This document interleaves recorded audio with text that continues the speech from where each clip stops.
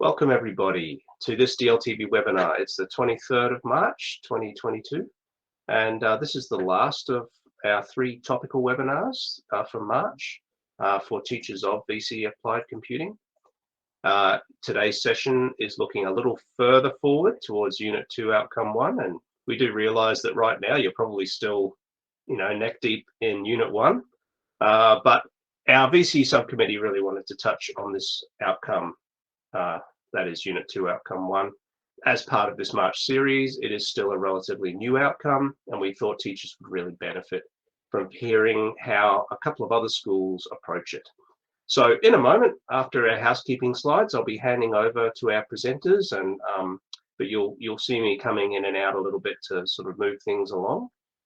We do have Roland Gesthuizen, a member of DLTV's VC subcommittee. Roland teaches VC Applied Computing, Units 1 and 2, and Units 3 and 4 Data Analytics at Virtual School Victoria, and he'll talk about that later. We've also got, not with us yet, but with us later, Janine Watt. Janine currently teaches digital technologies at Wellington Secondary College, which she's also a member of our VC subcommittee. And we've got Kelly Winter, the head of e-learning at the Geelong College.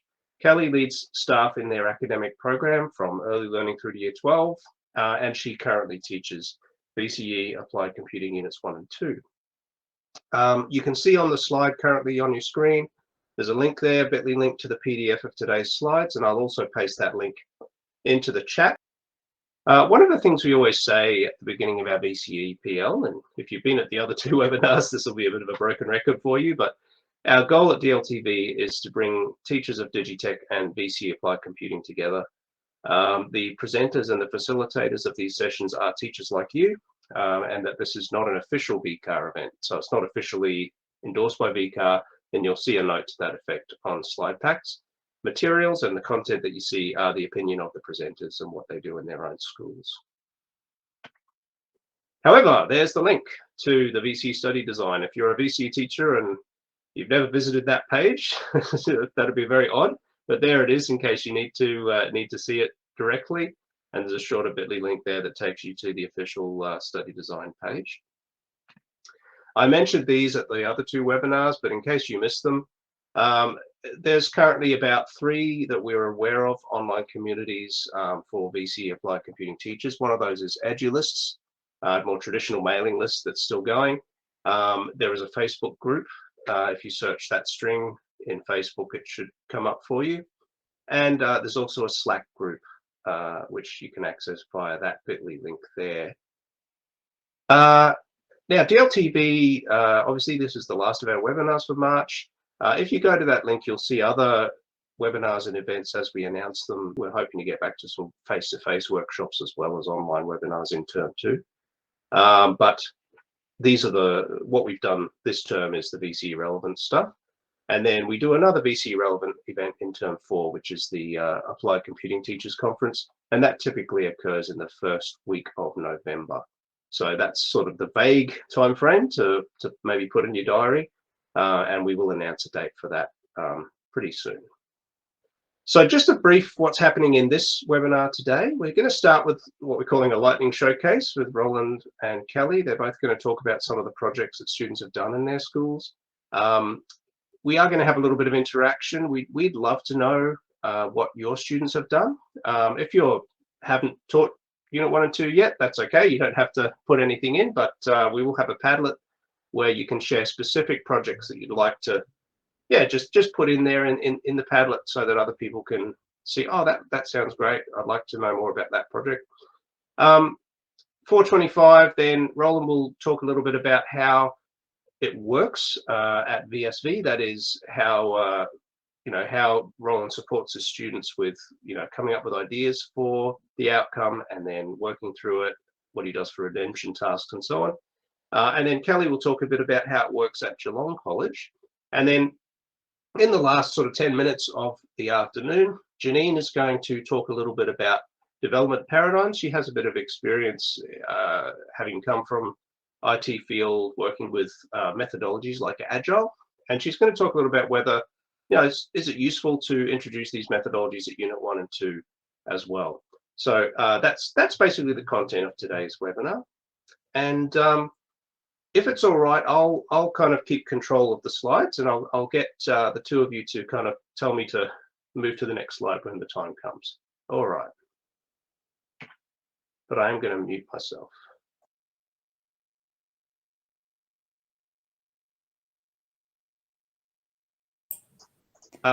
Kelly, if you'd like to start, yeah. Sure. So good afternoon, everybody. Thanks for the introduction, Nathan, and it's really great to be here. This is the first time I've actually presented to DLTV. I'm usually someone who's lurking in the background, listening to everyone else's expertise. So I'm hoping to be able to share something with you this afternoon. So you can just see a list there of 6 innovative solutions that my students have completed over the last couple of years. So the first one there, you can see I've listed the title of the solution and then whether it fits into a prototype, proof of concept, or a product, and then what area of technology that it fits into. So the first one there is a smart fridge app, and my students wanted to produce a prototype for that, and they used Adobe XD to be able to do that, and that came under the category of Internet of Things. They wanted to be able to scan in barcodes and be able to then come up with menu lists. So people who can't afford a smart fridge, they'd be able to replicate that smart fridge in their own app. The second one was a smart cane. So some students wanted to be able to help people who are visually impaired and be able to have a cane that spoke to people. So these guys decided from the get-go they wanted to do a proof of concept. And that enabled them to be able to draw up their ideas, gather a lot of information, and then be able to present that to the rest of the class. The smartwatch for the diving, that came out of some boys who were avid divers themselves, and they also did a proof of concept. And they wanted to be able to send an SOS signal if someone had been immobile in the water for a certain amount of time, and that would be able to have a companion app with it where people could put in their contact details and medical details and put in where they were from their dive and that sort of stuff. So that also came under assistive technology. This other one for the wearable NFC with a companion app, that actually got to prototype phase as well, and also came under the category of assistive technology. That came out of, you may recall a couple of years ago, a young man with autistic young man who got lost, and they were encouraging people to put sausage sizzles on their verandas and play Thomas the Tank Engine because he liked Thomas the Tank Engine, and this particular boy was nonverbal. And so my students came up with the idea that if someone who is autistic was able to have some sort of wearable technology, whether that was a chip in their clothing or a button or something around their wrist or a necklace, where a first responder or someone that came upon that person was able to use their telephone to scan over the top of their chip, and then details came up about likes and dislikes, ways to make them calm, contact details, blood types, things like that. The other one was a virtual tour that came out of COVID. And that actually got to the product stage where the students actually made 360-degree images. They put it into a website, and the school were super excited to be able to incorporate some of their images into our own school's virtual tour. So the children were really thrilled. Now, the last one is a little bit left of centre, I have to say. So these particular students, and they also came up with a prototype, a sustainable sun hat. So they wanted to be able to develop something for children in a developing country. And it came under the assistive technology because what they wanted to do was be able to create a dispensing machine, enabled to dispense a portable hat that was made out of biodegradable and sustainable materials for people that forgot their hats when they were out and about at the beach or at a park or something along those lines. So we were able to come up with a prototype which was almost like a piece of paper that you could fold into a hat and wear, but it would be dispensed from a machine. So the idea where the technology was fitting in was being able to create something that would dispense a hat. And I was saying to Nathan earlier that I ended up being roped into sewing all of these prototype hats for these students made out of hemp that they sourced themselves and found out. So there's just a smattering of some of the innovative solutions that my students have come up with over the last couple of years. So Nathan, if we just go to the next slide. So this is a proof of concept that the students came up with the diving watch. And they were able to show how they wanted the watch to look, what the watch could do, and that was presented then to the rest of the students in the class and myself. So the next slide along, is showing a prototype. So the prototype, they used Adobe, as I explained before, and this was just what they submitted to me as part of their project plan. But I was actually able with that prototype to go in and click from slide to slide and interact with the phone app, which was the companion app to the NFC chip that I was telling you about before. So they had the phone going over the chip, presenting the details, and then they had the companion app, and they called it the MediTrack that they used to present in Adobe. So the next example that I have is the product. And this is the virtual tour of the school, where the students put together a website and had all of the 360 images that they took, an interactive map where you were able to click onto one of those images and it went to the 360 image, and you could navigate your way around the school and have a look in classrooms and in our boarding house, in our beautiful cloisters area, some of our ovals and sporting areas. So they really wanted to give parents, future parents who were perhaps overseas or interstate, or obviously were unable to come onto campus, a real view of our school. So they are the three samples of proof of concept, prototype, and product that my students came up with. Thanks, Kelly. Okay. Just as Roland, I know you're going to talk about a few of yours too, Roland, there from VSB. This is an interesting bit of stats for you, you might find useful. We had a question on our survey that went out to all the teachers who attended each of our VCE days from the last 2 Novembers in 2020 and 2021. And we asked them what category or topic the students' innovative solutions were in, and they could tick multiple boxes. And those were the ones. So it was interesting to see that robotics and electronics was quite high up. A lot of the students did software applications, and then yeah, you can see the other ones there.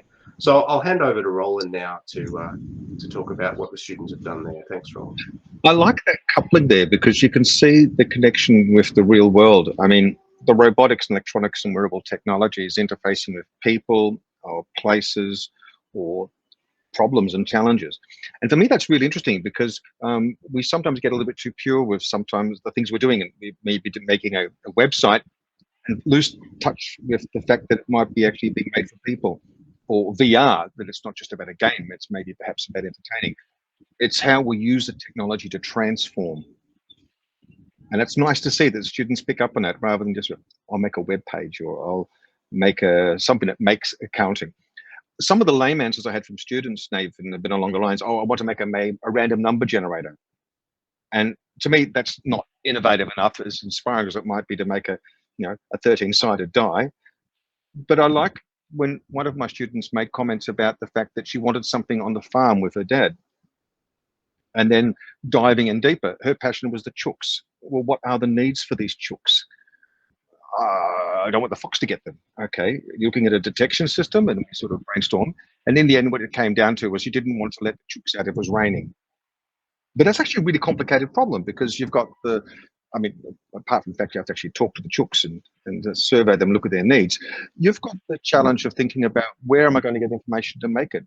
And I believe a lot of the innovation comes in the idea of decision tree, and then your technology intervening in a way that would make the world a better place to live in. In her case, it was very much thinking about not just measuring the weather directly locally, but being able to scrape it off a website and then use that to make the decision. Do I open the door or not?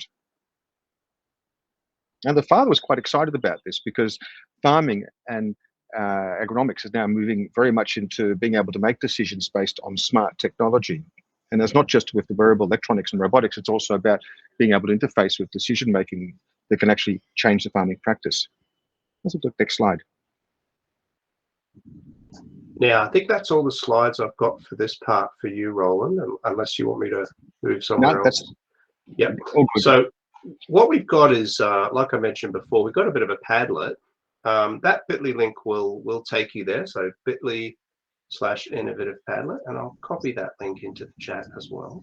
And you can use your mobile phone, can't you? So you don't have to worry about Yeah, if you want to use the keyboard QR, you can do it with a mobile device. Although I'm not sure, probably a tablet would be easier.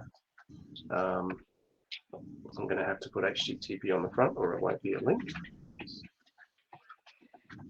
There we go. And the idea here is you can just press plus under any of those categories that you see at the bit.ly link there, and just talk about a specific project or 2 or 3 that students at your school have done. And you don't need to write a lot of detail, just basically what it was. We'd love to hear about it, and we'd love to, you know, maybe if there's time at the end of today, you might even want to share a little bit more about that project.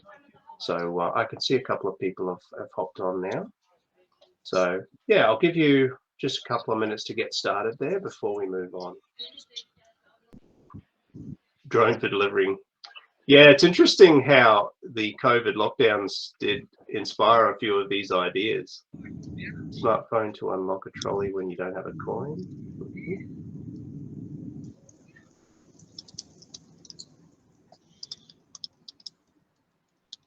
Wearable tech to replace my key.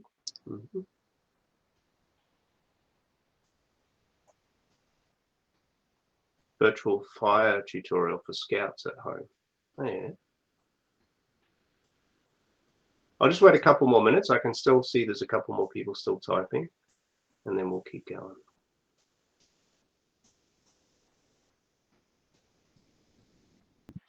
Online canteen ordering system, math simulation.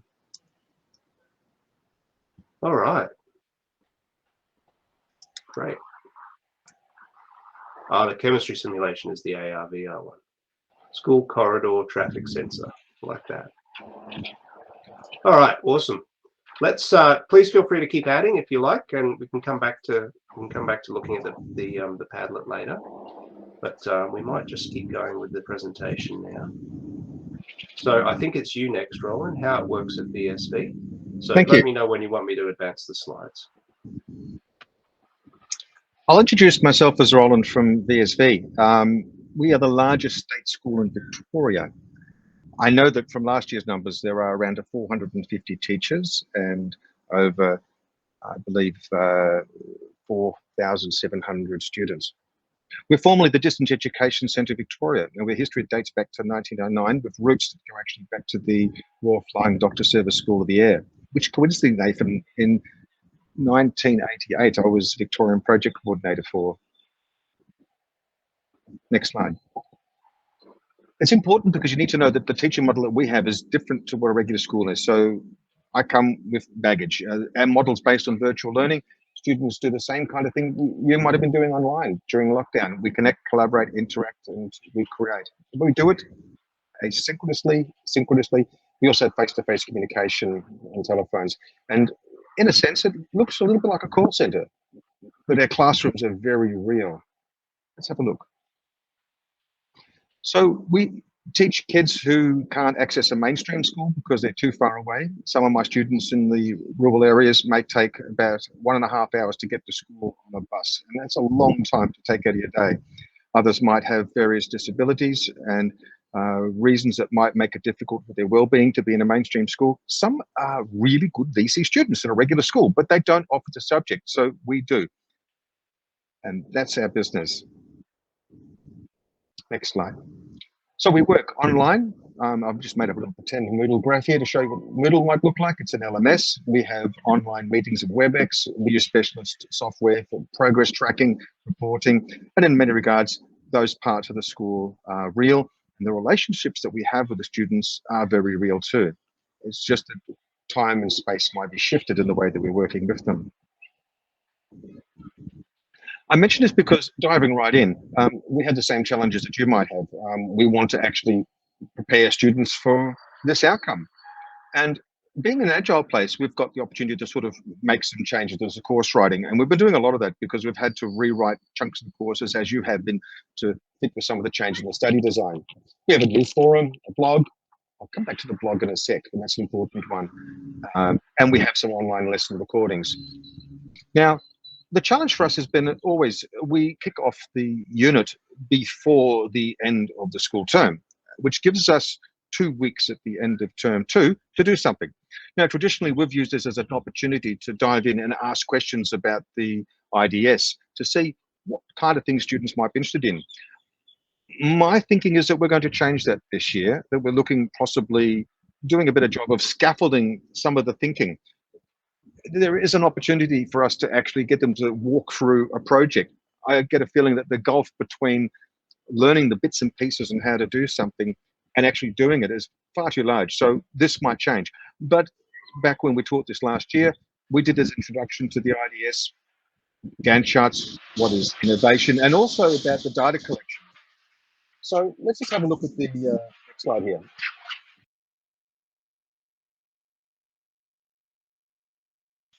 I apologize for the noise behind me. We asked the students to prepare a proposal, and that would have been done at the end of term 2. The change I'm mooting is that we're perhaps looking at actually walking through a mini version of the IDS so they can actually see this is what it's going to be like. We start collecting data early term 3. We look at the Gantt charts and importantly the blog post I'll unpack in a few moments. And that is a way of actually mapping out your project and seeing that as a dynamic collaboration between me working on the project and thinking about documenting it and recording it and tracking it and plotting it. We get them to submit an SRS. We also get them to report on a design folio, submit the user documentation as well as an IDS summary, which is celebrating success of what they've made. And that can be done as a poster. We encourage the use of a video material, and we can also do a formal report. Now, I mentioned the blog post a couple of times, and I'll unpack that. When we're looking in the Gantt chart, we're looking forward in time to see where we want this project to go. And that conceptually is quite hard for some students where really they're only been thinking about what's due tomorrow. And so for us, it's been really quite important to sit down and think about the ways that we might move through a problem. The blog posts are important because they allow me to sort of track where I'm going and to look backwards in time. So progressively with the weekly blog post, I'm asking students to collect 3 things. And it's not just as a backing up of what I've been doing or to retell the story. I ask them to tell me 3 things they learned that week. And they might be things like how to manage my time, how to interview someone, or perhaps how to collect and clean my data. I ask them to record 2 things that they found interesting. And that gives me an idea about kind of what's driving that student. I also ask them for 1 thing that makes them curious or 1 question they don't have answered. And that gives me an opportunity to help them with something that they might be struggling with, or perhaps something that they might feel passionate about, that they want to dive in deep in, that can be scoped in. So I've got the Gantt charts looking forward, and I've got the blog posts collectively concatenated that allow me to authenticate their work and look backwards. We use the Moodle blog as a way of actually authenticating the work because they zip all their files and they back it up and attach it to the blog post. And for the students that have had drive crashes or the dog's eaten their homework or they've gone into isolation at home, that allows them to actually go back to the last blog post and sort of pick up the thread there. And for me, I can have some veracity over the authenticity of this because of that journey and that tracking. I think that's worked well. As you can see from the timeline there, we've mapped out each week how we'd like to progress. In between, we're doing the other things that we're going to be working through in term 3. And we have particular deadlines. By breaking up the task into these stepwise progressions, we feel a lot more comfortable when the students have handed in their summary, but this is not just a last minute cram.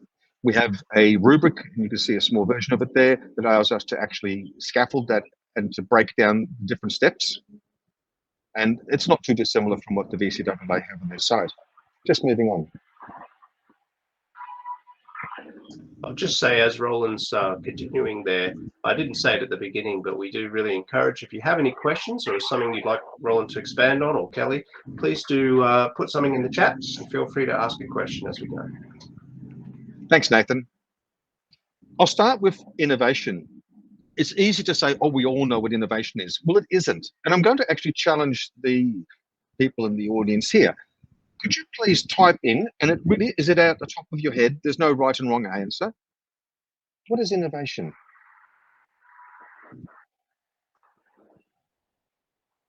What do you think innovation is? And the problem is if you just dive into Google and actually type in innovation definitions, you're going to get, what's this, 206 million possible pages. Thanks, Tanya. A novel idea. And I like the idea of actually diving in with the students. What do we mean by novelty? New. And then to explore that notion. Oh, thank you, Nathan. SRS stands for Software Requirement Specification. Thank you, Richard. I like that. I like how you've connected the idea with solving a problem. I could have a new idea for a color for a web page, but does it actually solve a problem? Or is it an idea that's looking for a problem? Oh, now we're diving into something interesting. Adrienne's put down a unique, original, and previously unknown way to solve a problem or address an opportunity. So I've got the novelty there, and I've got that opportunity or problem. And I think you probably gathered in the way that I'm going to work it through. I want to see the coupling with something that's original. It doesn't have to be practical or efficient or effective, but really something that actually connects to a real world problem. And opening up a chook door at 5 o'clock in the morning when the foxes aren't around, if it's rainy or not, is a real world problem for someone. And a lot of students are good at thinking of ideas, but then making it coupling with the real world, that's a little trickier. I don't place a value on it. If rolling a 13-sided dice is important to you, then I can roll with that. But I'd like you to justify that and then give me an anchor and we can build it forward. And maybe because you think a 13-sided dice is funny, we could do that, because I don't think it hurts to sort of anchoring what you're doing in the absurd or the comical. Someone had an idea about selling pet rocks, Nathan, by sticking goggly eyes on them, and did very well. Imagine if you put a microbit in there, then it actually was a mood rock. And you saw the mood dice that someone had once suggested. Yes, an actual a dice with an attitude. one. Why do I keep getting snake eyes? Because you're obviously clearly desperate for a win, so I'll give you that today, but not for much longer. So we started conversations, and I've got one here. There's a methodological matrix. You can have mind maps and tiles. There are many tools like that. I'm going to dive into one in a few moments. But you can see here where I think of the technology, the location, and the function. And I can do this for a couple of different things here. And then I can create a new task. And the new task might be actually using a drone to weed for a farm. Or maybe pick out the fruit, or maybe pick out the bad fruit so the tree can spend more time on the good fruit. Or maybe not pick fruit at all. So you could play around with these things. And there are a couple of different tools. I'll show you the next one. Is this called a Scamper? There are plenty. I'm just going to throw this one here because it came with a nice graphic here. It's an idea manipulation tool. We take an idea from a student, and then I'll try substituting it, maybe combine it with something different, adapting it, modifying it, put it to another use, eliminate or rearrange it. The zips were another way of substituting the way we could work to make a button. We could have a look at the idea of our chook student actually now not just thinking about measuring the weather, which would have been easy, but now looking at how do I scrape this data off the Bureau of Meteorology website to make a decision. And apparently she was saying her dad looks at the website for things like alerts for sheep, for when there's foot rot, particular conditions that the sheep have to come inside. So you could actually then look at something a bit more than just playing around. You can actually begin to connect some of your ideas. There's a group of boys, in fact, I think, who have a thing called COVID Base AU, which is a website where they can scrape information off the various health department websites to give us running statistics every day on vaccine progression. So this is Scamper, and you'll see a bit also something called a, and I won't steal the thunder, I think from Janine, there's something that is called a design sprint, which is really worth diving into, that you could run as a small activity with your students to get them the idea of that idea manipulation, generation, and dissemination. Let's have a look. Now, I'm going to ask this group, and you've got 60 seconds, starting in 5 seconds time, to write down all the different ways that a paper can be used. I'm only going to give you 60 seconds, so do it now.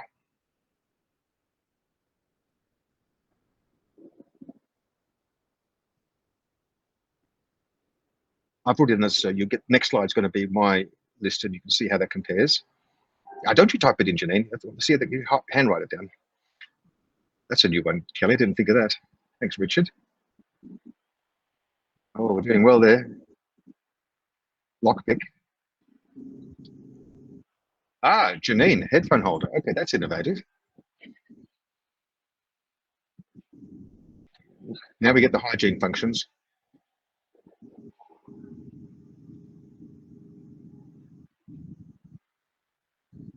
$15 more seconds.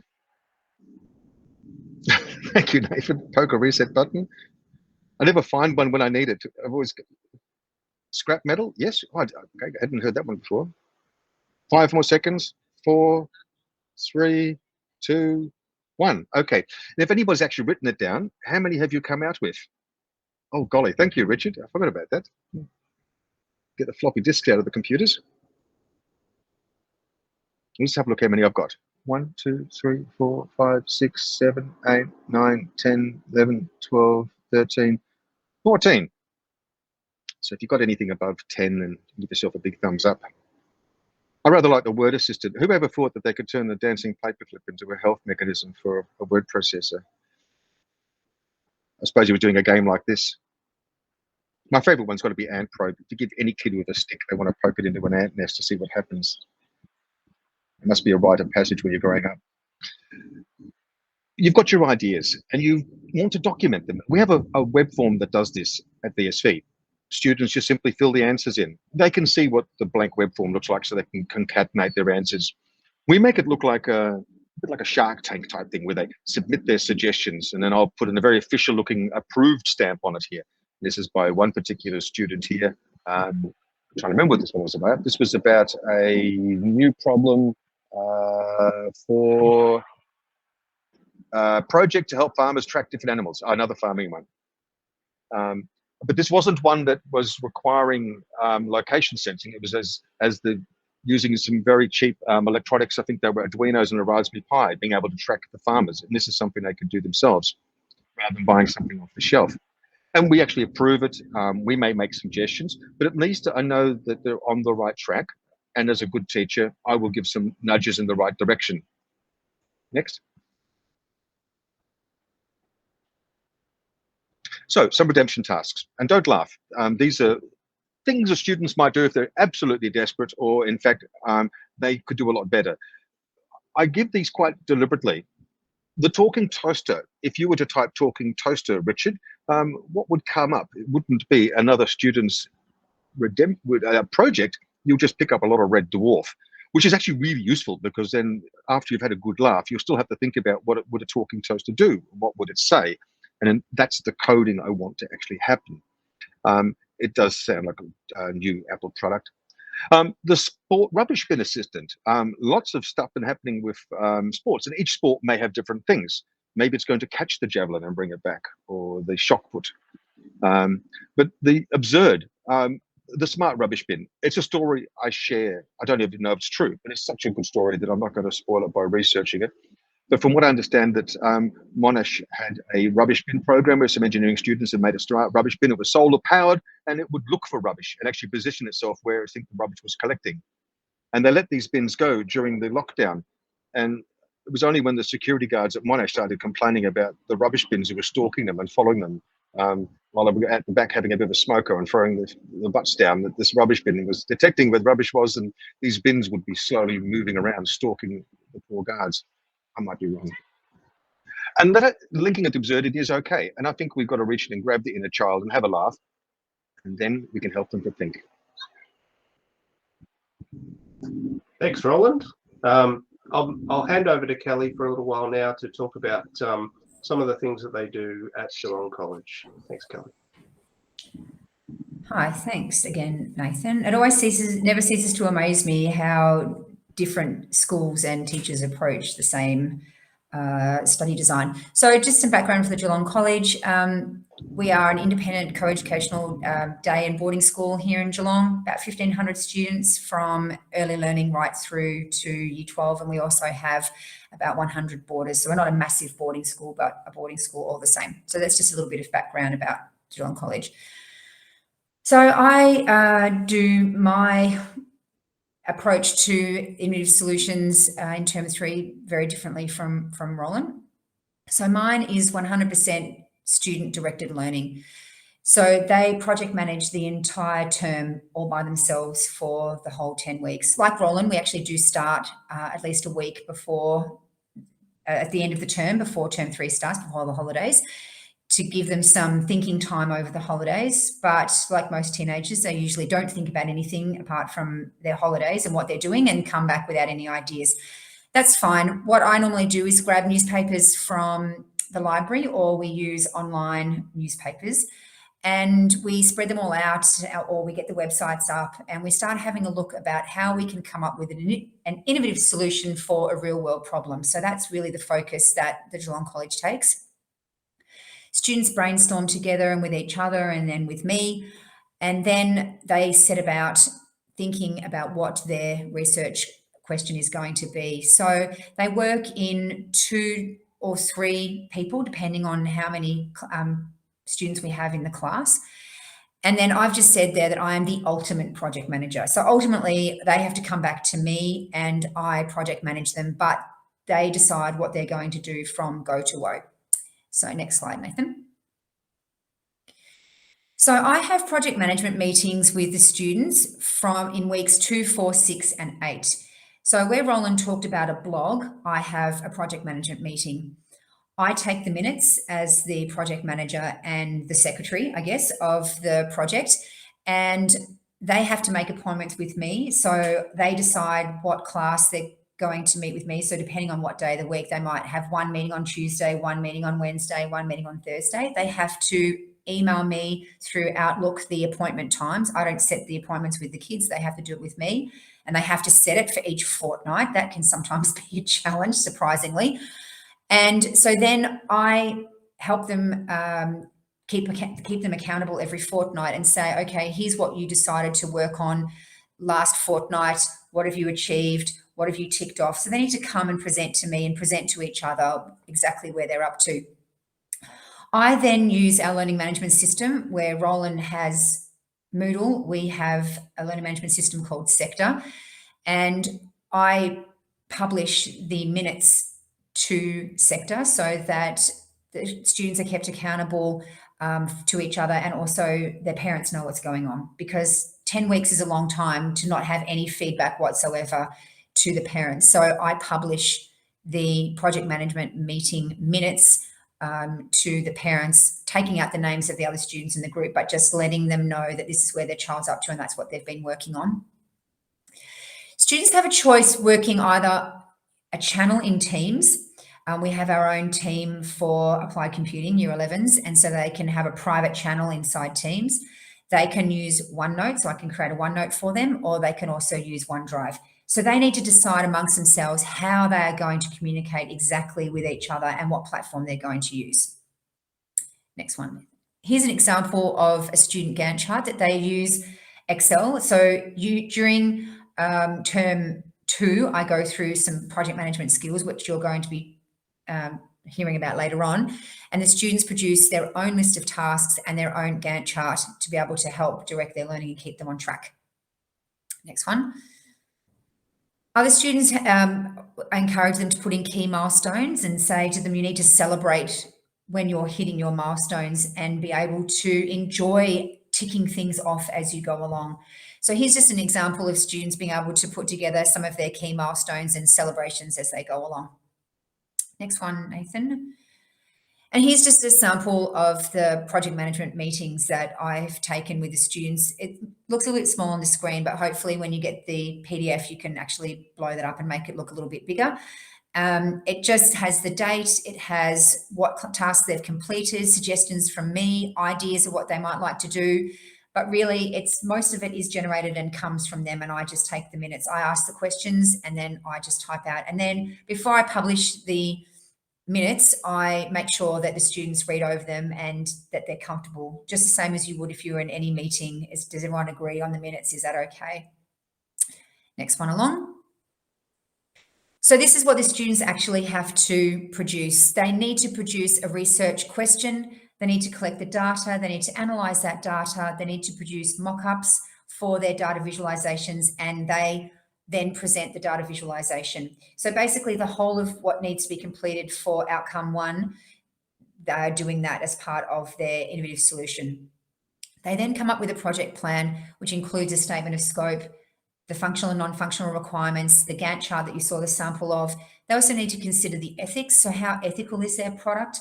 Are they going to be de-skilling? Are they going to be like the example that I gave earlier about the students that produce their NFC chip? Is there some ethics around that, around privacy and putting details and contact details and blood type and emergency contacts inside an app and what that would mean? And also file management. How are they going to make sure they don't lose anything at all? Are they backing up? Are they putting onto a USB stick? Are they using it in Teams and OneNote and OneDrive, knowing that the school is responsible for backing that up? So how are they going to make sure they don't lose anything at the end of 10 weeks and come crying to me saying they've lost everything? Then they actually need to create either their proof of concept, a prototype, or a product.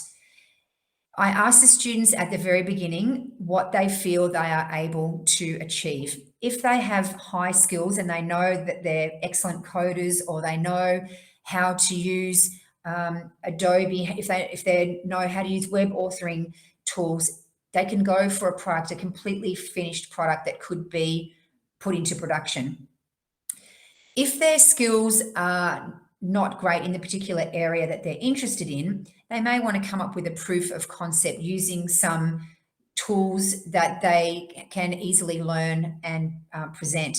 And with a prototype, as again, be able to use some authoring tools, or be able to use an Arduino or something on a small scale that they would then be able to be scaled up if they were doing a full-blown product. I've also said to students, if you're delving into an area that's not my area of expertise, or they don't have the expertise within their own student base, they need to produce some sort of evidence in their Gantt chart that they're going to include some learning time. So whilst other students are working on different parts of the project, another student can be going off and learning how to code, or learning how to do whatever it is, fly the drone, or the part, whatever it is that I don't know everything there is to know about everything.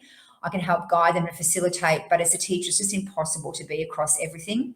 And they need to understand that they need to do some of their own learning, which I will help them with, obviously. And then another part, excuse me, is they need to test. They need to determine what the expected results are going to be, record the results, correct the errors, and obtain user feedback. So for example, with the students that were doing the web, virtual tour on the web, they actually had a real client who was our director of marketing here at the school. So they got her to fill out a survey. They got some of their external parents to be able to provide them with feedback.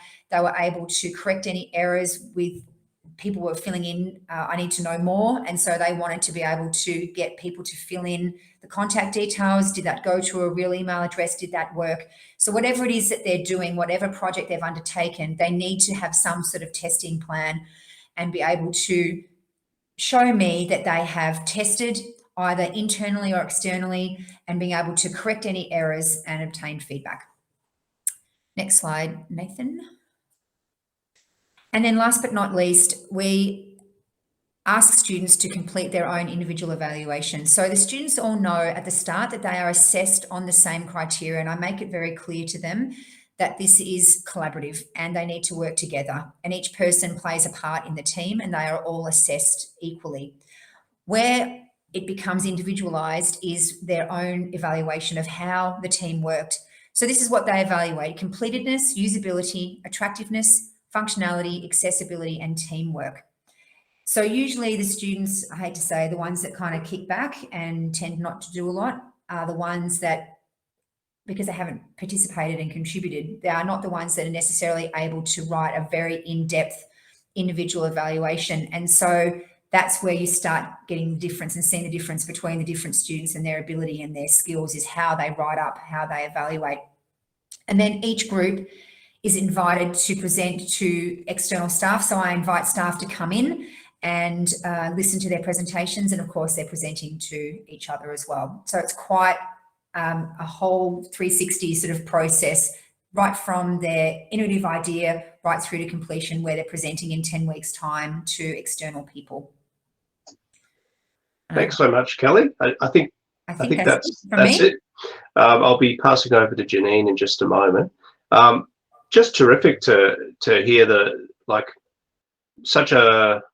think the two schools that we've heard from this afternoon have different ways that they do this, but both have added some really interesting elements and things that I'm sure will be useful to people. So really appreciate it to you both. Thank you. I'm just going to pass on now to Janine. I hope you don't mind. I'm going to keep managing the slides, Janine, and just tell me to move on when it's time. Can you hear me okay? Yes. And how are we running for time?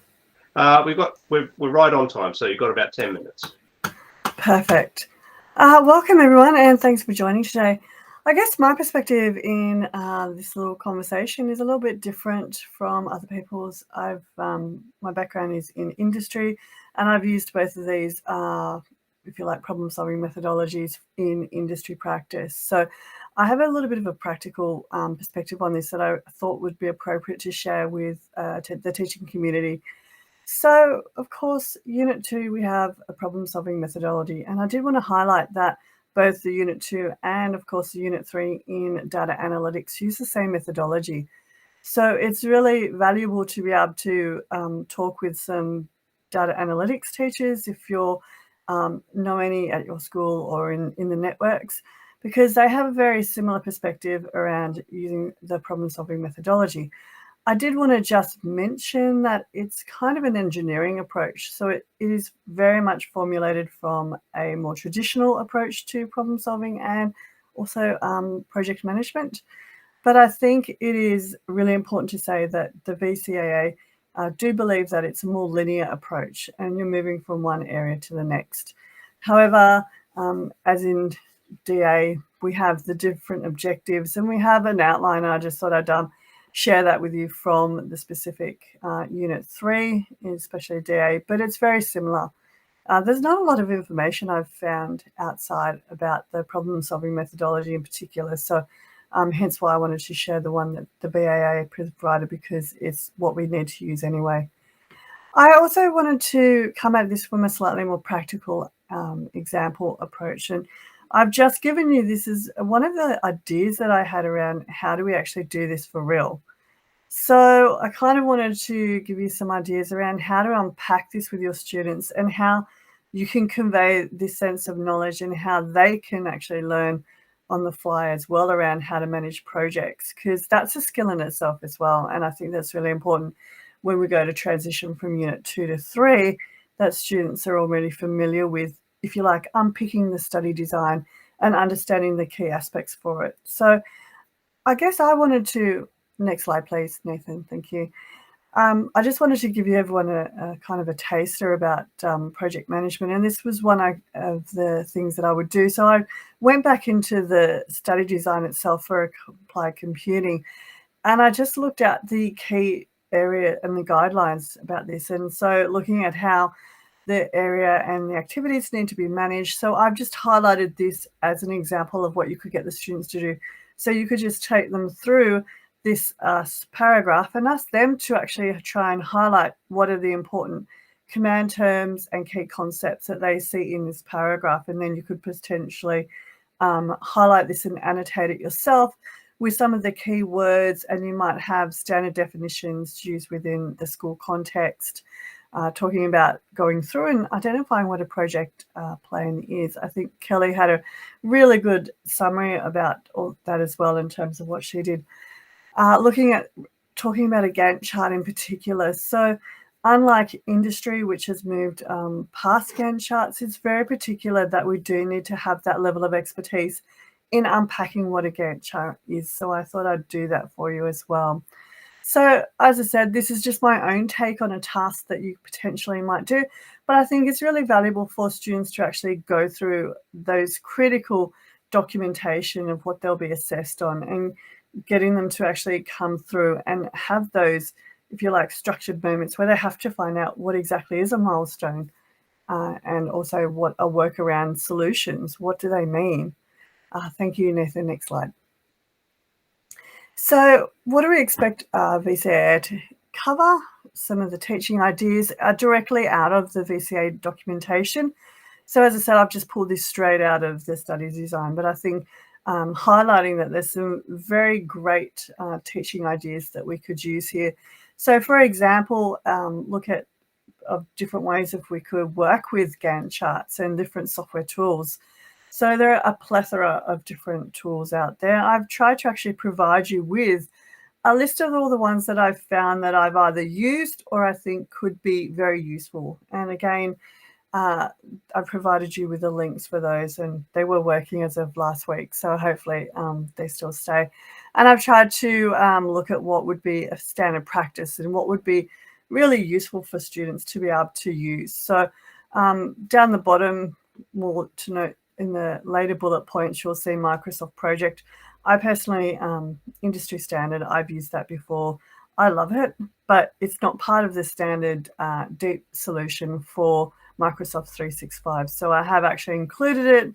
If you wanted to, if you have the capability to do that, you might have a look and ask students to look at it. But there are lots of other, as I said, LibreOffice is another good one, as is Open Project, Team Gantt. I know a lot of different teachers have used the top three very, very well and do always recommend those. So I've provided lots of different links. And even if you wanted to use Microsoft PowerPoint and Gantt charts in Excel, I've provided you with a sample of a template there that you could use if you only had bare minimum. And let's face it, students need to understand the concepts, but in Unit 2, some of those concepts could be done quite simply. And of course, the key concepts that I wanted to highlight in the above part, the Gantt chart includes tasks, start and finish dates, durations, dependencies, and milestones. As Kelly had already put, the milestones are a great way of celebrating success, but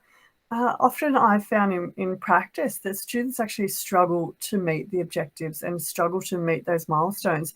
So it's a really great lesson in itself to, and again, with a lot of the applied computing, it's very much about that ability to fail and then learn from that message. And it's the same in industry. Industry has moved on from the waterfall approach, which I'll be showing you, but there is an element of being able to take risks that I think is really important. I will go through some of this really quickly. So if we go to the next slide, I've just provided you an example of a Gantt chart, looking at the visibility. So of course, this has a lot of if you see the lines going down, they're all about the relationships between the different tasks and the start to end dates, which I think is really important. And a lot of simple tasks can be done concurrently by different team members. And I think it's really important to recognize and reflect that in our Gantt charts and project documentation, that it doesn't have to be a sequential end-to-end perspective, and it can very much be multiple things happening at the same time. So I thought that this was a really rich example based on what I would do in real life. So the second practical example that I wanted to show is just different parts of where we're at in terms of the life cycle. So I wanted to give you a little bit about the traditional software development life cycle and give you a few different examples. They are very similar. So you'll see that the last four stages, so the deployment, I'm working backwards, of course, on the left-hand side. Deployment, testing, building, and designing is similar in both. There's different ways and languages. So you could actually have a look at these two and ask students to go through, okay, building is the same as development, looking at the language, defining and planning, and of course there's the analysis requirement stage, which is also really critical to success. Hopefully those links will provide you with the source that I've got those images from as well, so you'll be able to look at the relevant information there as well. So we've moved in real world. We have two main methodologies that we use for going through project development. The first, of course, is a waterfall development lifecycle. And as the name sounds, a waterfall, it's a cascading, it moves from one to the next, and it doesn't go backwards at all. So I've provided, as you can see, the waterfall approach means that it just keeps cascading downwards. And so a lot of the same areas are covered, but in this framework, you actually have to do one at a time. And then once it's finished, you have your milestones, your success, your learnings, and then you move to that next phase. So Where steps doing or being done sequentially matters. So, for example, security and defense, they have some really key deliverables that they need to have done at a certain point in time.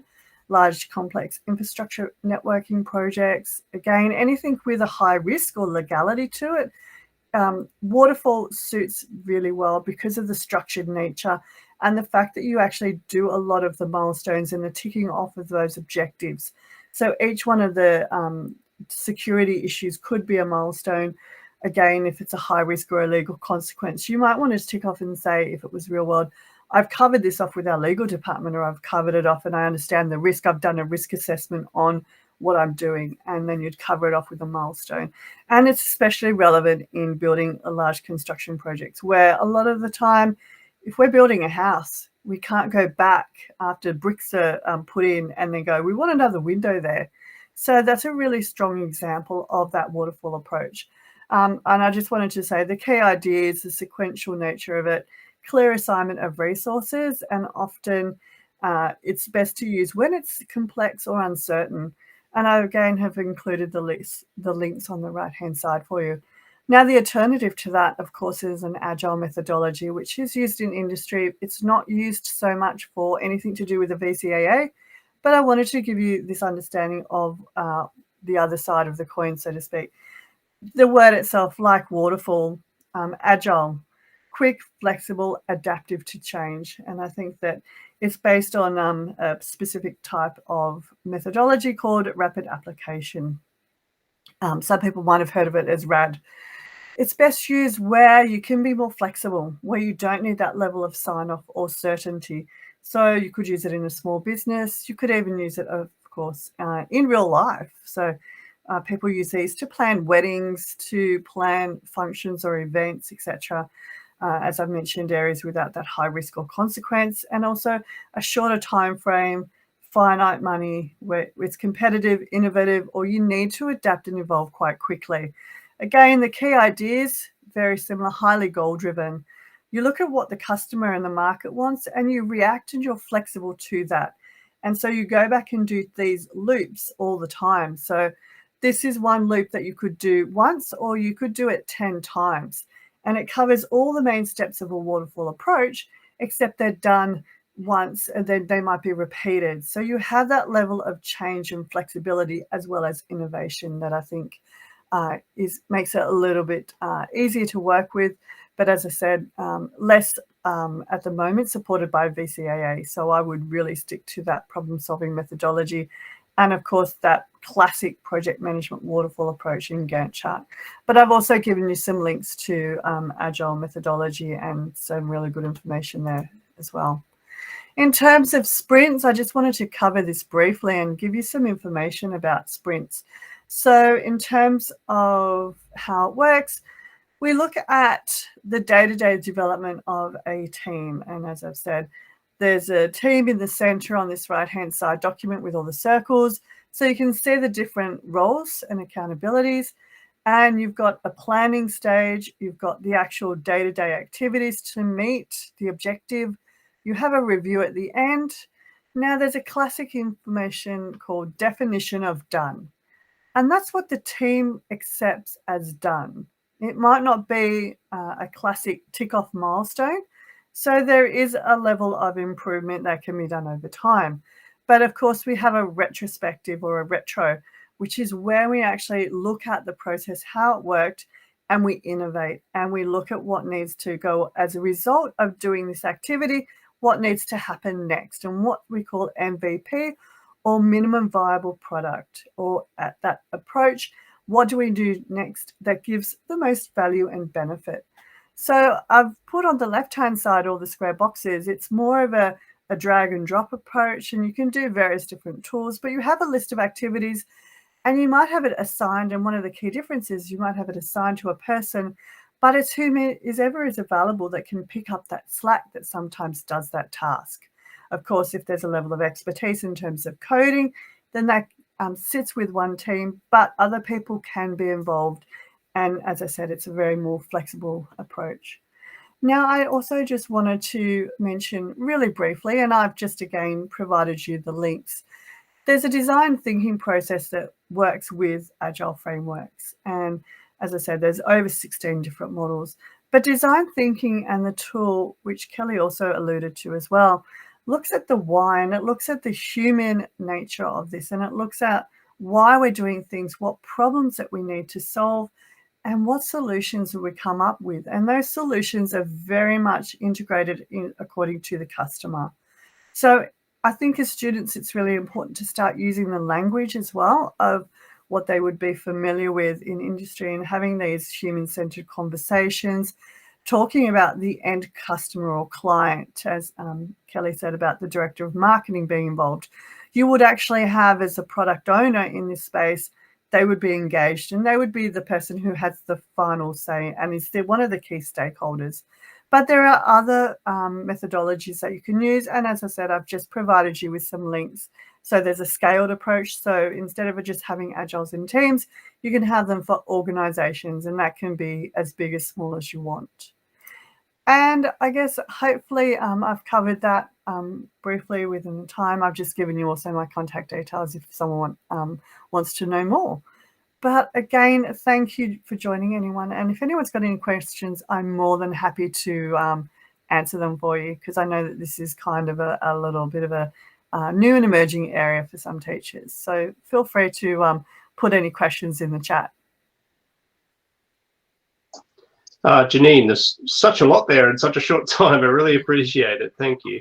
And so many useful links too. I mean, I was just thinking how, you know, in the 7 to 10 and the F to 10 of Digitech, we so often talk about design thinking.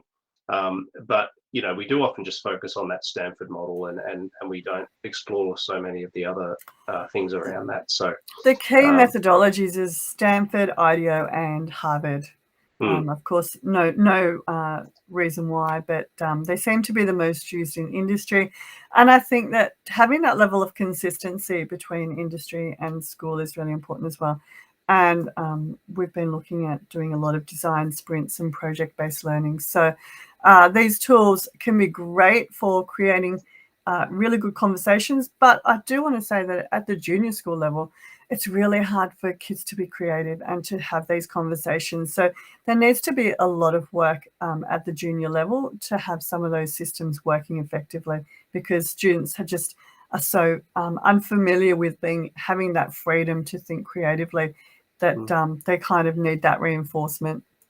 Yeah.